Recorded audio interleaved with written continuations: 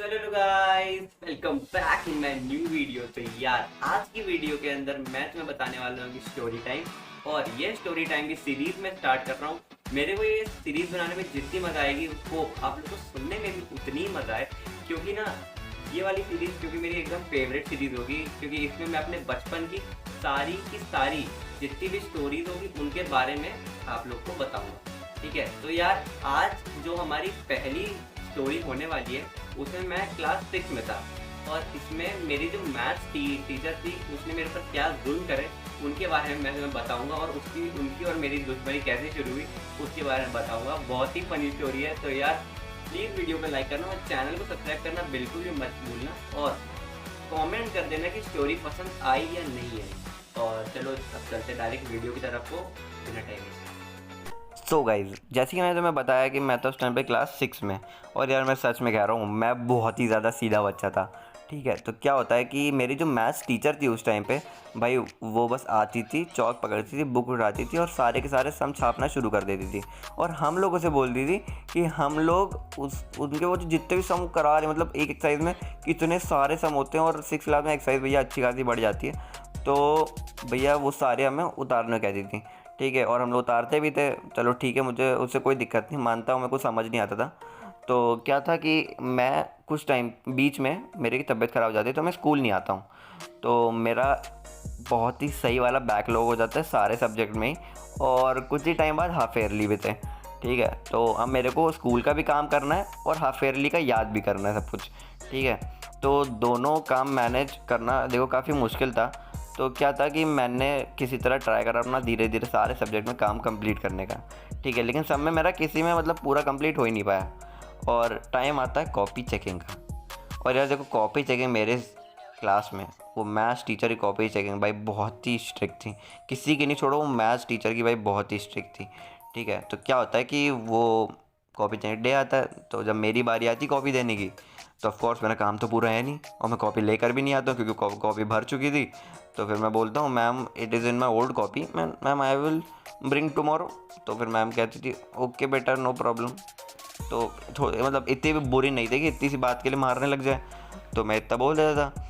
तो फिर अगले दिन अब मैंने ट्राई किया घर जाके काम कंप्लीट करने का, बट सीधी सी बात है 2 दिन बाद हाफ ईयरली कैसे कर लूँगा। तो हाफ ईयरली का भी पढ़ना है, मैं कहा नहीं हो पाया भैया, क्या कर सकते हैं।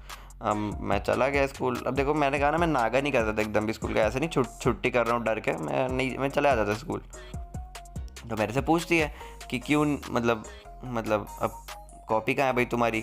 तो मेरे साथ ना एक और लड़की होती है। तो यार वो जो लड़की होती है ना यार, वो जेन्युइन पढ़ाई में बहुत अच्छी होती है और उसकी मैम के सामने इमेज बहुत ही तगड़ी वाली बनी होती है। तो क्या होता है कि मैम हमसे कहती हैं कि अब तुम लोग कॉपी मत लाना, क्योंकि मैंने सारे बच्चे कॉपी चेक कर दी है, अब मैं तुम लोग की नहीं करूँगी। और मुझे ये नहीं समझ आता था कि वो सरकैज़म में बोल रही हैं। तो भाई मैं तो खुश, मैंने कहा बढ़िया है यार, अब सही है, अब नहीं होगी कॉपी चेक। तो मैं आराम से चल घर पे अपना बैठ के हाफ ईयरली की प्रिपरेशन करना शुरू करता हूँ, बाकी सब्जेक्ट काम करना शुरू करता हूँ। अब क्या होता है कि अगले दिन वो जो लड़की होती है वो जाती है मैम के पास और मैम को वाली कॉपी, अपनी कॉपी काम कंप्लीट करके मैम को पकड़ा देती है। तो उससे मैम मेरे से पूछती हैं फिर, बेटा विभू तुम्हारी कॉपी कहाँ है।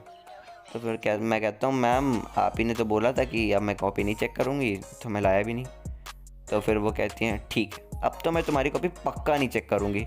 वो कहती हैं देखो उसे, मैंने उसे बोला लेकिन वो लाई ना कॉपी। मैंने कहा यस मैम, सॉरी मैम। तो वो बोलती है अब मैं पक्का तुम्हारी कॉपी नहीं चेक करूँगी, डोंट ब्रिंग योर कॉपी। मैं और खुश, मैं कहा चलो सही है यार, अब तो कंफर्म कर दिया मैम ने। और मुझे नहीं पता था ये उनका पूरा सरकैज़म था, मतलब सरकास्टिक तरीके से बोल रही हूँ। मेरे को घंटा नहीं समझ आया यार, मैं कहा तो बहुत सीधा आदमी था यार, मतलब लिटरली जो एकदम जो सबसे सीधिएस्ट बच्चा होता है ना यार, उससे भी ज़्यादा सीधा था मैं। ठीक है, अभी हो चुका हूँ जैसा भी हो चुका हूँ, बट उस टाइम में मैं बहुत सीधा था। ठीक है, तो मैम मेरे से बोलती हैं कि मत लाना। तो मैं अब नहीं लाता हूँ अगले दिन भी। और पता नहीं मेरे से अगले दिन वो फिर से पूछती हैं कि बेटा भी वो तुम्हारी कॉपी कहाँ है। मैं कहता हूँ मैम आप ही तो बोली थी ना लाना। और मैं ये चीज़ हिंदी में इसी तरीके से बोलता हूँ, मैम आप ही ने तो बोला था ना लाना। और ये सुन के क्लास के सारे बच्चे हंसने लग जाते हैं। तो उससे मैम को थोड़ा सा फील होता है इंसल्ट टाइप का। मेरे को बुलाती हैं, मेरे कान नोचती हैं और मेरे को क्लास के बाहर लेके जाती हैं। अब एक चीज़ मुझे अच्छा लगा कि उन्होंने मेरे को पूरी क्लास के सामने कंटाप नहीं मारा, बट ठीक है, पूरे कॉरिडोर के सामने मारा। तो चटाचट 2 घंटा पढ़ते हैं इधर उधर, और उसके बाद बोलती हैं कि जाओ अपने पापा को लेके आओ। अब देखो यार, कंटाप तो मैं बचपन से मम्मी से खा रहा हूँ, तो लेकिन जब उन्होंने ये बोल दिया ना कि जाओ अपने पापा को बुला के लेके आओ, असली दर्द मेरे को तभी हुआ था। और भाई ये सुन के यार मेरा एकदम रोना निकल गया। मैं वहाँ पर मैम से गिड़गिड़ाते बोल रहा हूँ, मैम सॉरी मैम, प्लीज़ माफ़ कर दीजिए मैम, मैं अगली बार पक्का ले आऊँगा कॉपी। तो मैम लेकिन मेरी बात नहीं मानती, मैं से कहती है जाओ बुला के लाओ। मैं रोते हुए भागते हुए पापा के नीचे जाता हूँ, और मेरा क्योंकि वो था 3rd फ्लोर पे, तो मैं नीचे तक जाता हूँ और आया दीदी से कहता हूँ, आया दीदी प्लीज़ मेरे पापा को बुला दीजिए। अब मैं पापा से, मेरी आवाज़ नहीं निकल रही है कॉल पे, मैं रोते रोते बोल रहा हूँ पापा प्लीज़ मेरी मैथ की कॉपी ले आओ, मैम ने मंगाई। क्योंकि यार वो फर्स्ट टाइम था, ऑफकोर्स भाई डर तो लगता है क्या होता है। तो यार पापा एकदम गाड़ी उड़ाते हुए आते हैं मेरे को देने मैथ्स कॉपी, वो मेरे को मैथ्स कॉपी देते हैं। तो यार उसके बाद मैं अपने आंसू पोंछता हूँ और मैं फटाफट भागते हुए ऊपर जाता हूँ, मैम को अपनी कॉपी देता हूँ, और मैम डेफिनेटली अपने ये कॉपी के पन्ने पलटती हैं और उन्हें कुछ भी नहीं मिलता है। तो वो डांट तो पड़ती है, लेकिन चलो ठीक है, उस डांट का मेरे को उतना दुख भी नहीं था। उसके बाद तो मेरे से पूछते तुम्हारे पापा कहाँ हैं। ठीक है, अब देखो पापा होते स्कूल में, ये मुझे घर आके पता चलता है कि पापा 1 घंटे मेरा वेट कर रहे हैं। लेकिन मैम ने देखो पहले मुझसे बस ये बोला कि उन्हें पापा को बुलाओ, उन्होंने ये नहीं बोला कि उन्हें मीटिंग भी करनी है उनसे। तो मैं कहता हूँ कि मेरे पापा चले गए, उनकी बहुत इंपॉर्टेंट मीटिंग थी। तो मैम मेरे से कहती हैं इससे भी ज़्यादा कुछ इंपॉर्टेंट था क्या। मैंने कहा हाँ मैम बहुत ज़्यादा इंपॉर्टेंट था। तो फिर मैम मेरे को घूरती हैं और चली जाती हैं। तो फिर मैं घर जाता हूँ, मैं और मेरे पापा डिसाइड करते हैं कि अब मैम को क्या बोलेंगे। हम लोग सोचते हैं उन्हें एक बीमारी का नाम बता देंगे, बीमारी वो होती है spondylitis.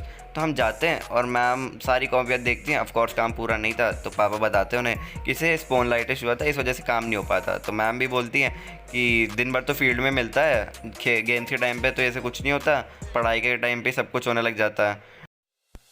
So that is it for today. तो ऐसे शुरू हुई थी मेरी और उन टीचर की दुश्मनी। अब दुश्मनी क्या बोले, टीचर कौन ही किसी का दुश्मन होता है, बट बहुत ही बुरे बुरे इंसिडेंट हुए उसके बाद मेरे और उनके। ठीक है, खैर चलो जो भी है, आज के लिए सिर्फ इतना ही। अगर तुम लोगों को वीडियो पसंद है तो लाइक सब्सक्राइब कर देना और कमेंट करना बिल्कुल भी ना भूलना।